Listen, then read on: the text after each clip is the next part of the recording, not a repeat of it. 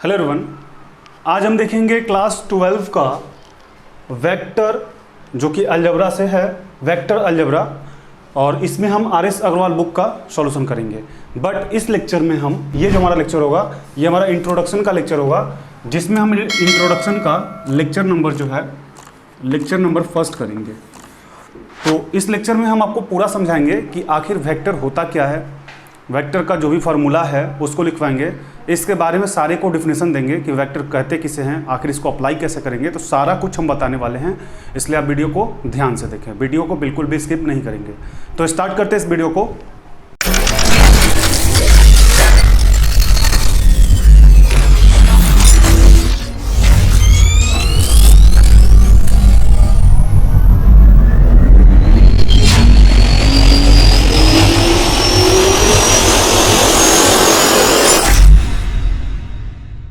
तो सबसे पहले आपके पास जो चैप्टर का नाम है वो है वेक्टर अलजेब्रा। अब यहाँ पे पहले तो आती है आपकी क्वांटिटी। तो क्वांटिटी का हिंदी क्या होता है? राशि। अब इसमें जो क्वांटिटी है यहाँ पे पहला है फिजिकल क्वांटिटी। फिजिकल क्वांटिटी का मतलब भौतिक राशि। फिजिकल क्वांटिटी मतलब भौतिक राशि। पहले इसको हम डिफाइन किए हैं, those quantity which is measured, वैसा क्वांटिटी, वैसी राशि जिसको हम लोग नाप सकें, मेजर कर सकें, तो उसको क्या बोलेंगे? Physical quantity. अब यहाँ पे आपका आता है फिजिकल क्वांटिटी दो टाइप के होते हैं। पहला टाइप है आपका डायमेंशनल और सेकंड इसका जो टाइप है डायमेंशन लेस। तो डायमेंशन मतलब बीमीय, जिसमें बीमा हो 1D 2D 3D XYZ axis जो भी हो, और डायमेंशन लेस मतलब जिसमें बीमा न हो। अब यहाँ पे बीमाहीन इसका हिंदी होगा। अब आपका जो डायमेंशनल है इसके भी दो टाइप होते हैं। फर्स्ट टाइप होता है वेरिएबल और सेकंड टाइप होता है कांस्टेंट।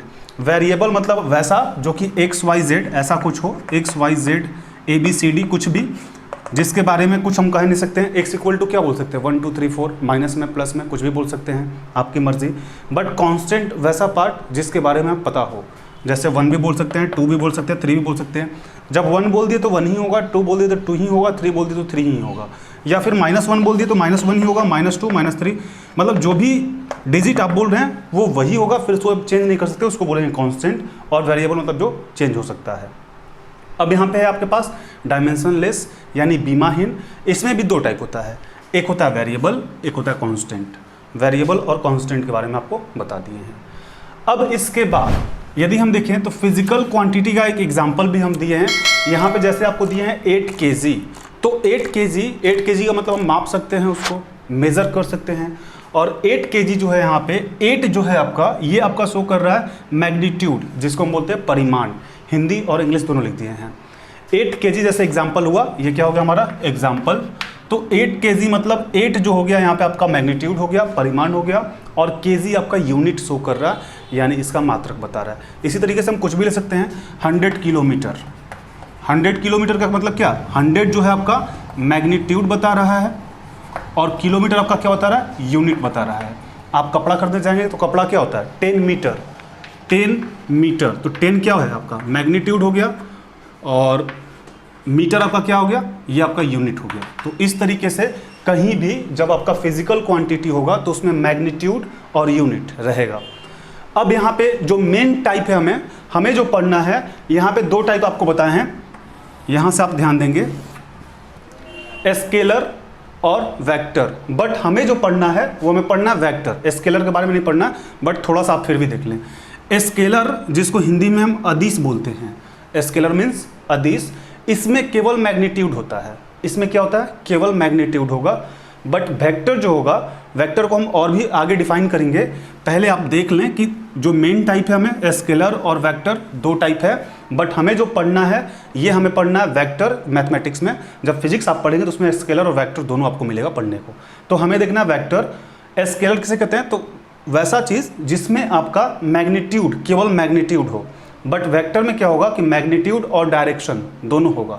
जहाँ पे केवल मैग्नीट्यूड मिले उसको बोलेंगे स्केलर, और जहाँ पे मैग्नीट्यूड के साथ साथ आपका डायरेक्शन भी रहे तब उस कंडीशन में उसको क्या बोलेंगे हम? अदिश, सदिश है, यानी वेक्टर है। तो आप इतने पार्ट को एक बार पहले नोट डाउन कर लें। तो हम प्रीवियस स्लाइड में सबसे पहले हम देखे क्या थे कि जो मेन दो टाइप था उसमें आपको पढ़ना था दो, scalar and vector. Scalar means अदिश और वेक्टर मतलब सदिश।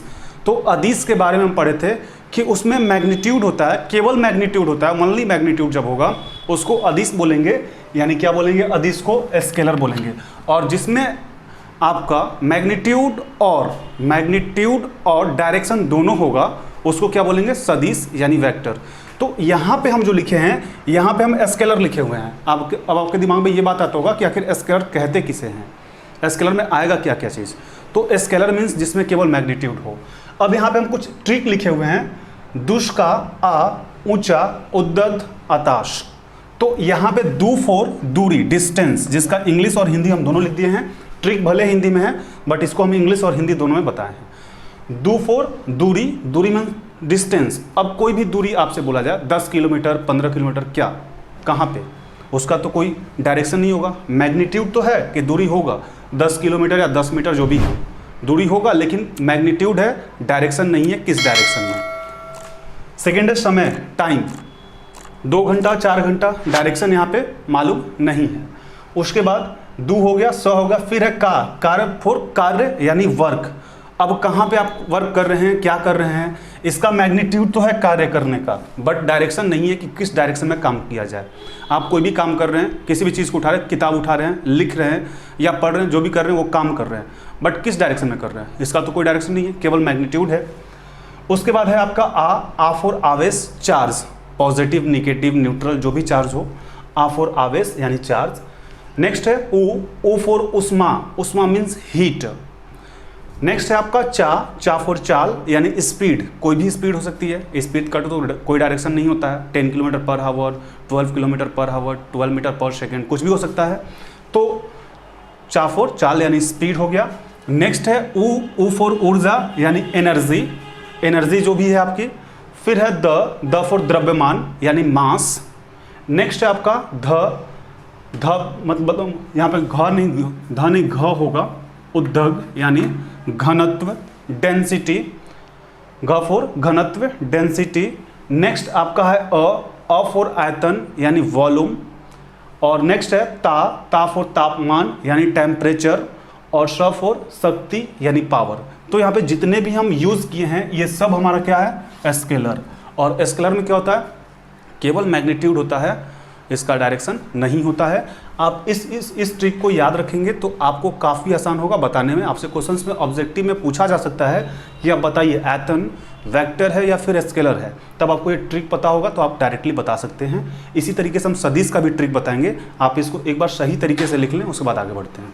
तो प्रीवियस स्लाइड में हम जो आपका अदिश था यानी जो स्केलर था उसको देखे थे और उसका ट्रिक जाने थे।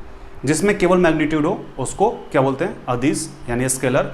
अब हम देखेंगे वेक्टर, जिसमें मैग्नीट्यूड और डायरेक्शन दोनों होता है, यानी परिमाण और दिशा दोनों होता है। तो यहाँ पर भी एक ट्रिक लिखे हुए हैं, ये हमारा ट्रिक है। इस ट्रिक के थ्रू आप आसानी से याद कर सकते हैं। वे सब विभा आत्व है, वे सब विभा आत्व है। वे मतलब वेग, वेलोसिटी, आपको पता ही है कि वेलोसिटी में आपका मैग्नीट्यूड और डायरेक्शन दोनों होगा।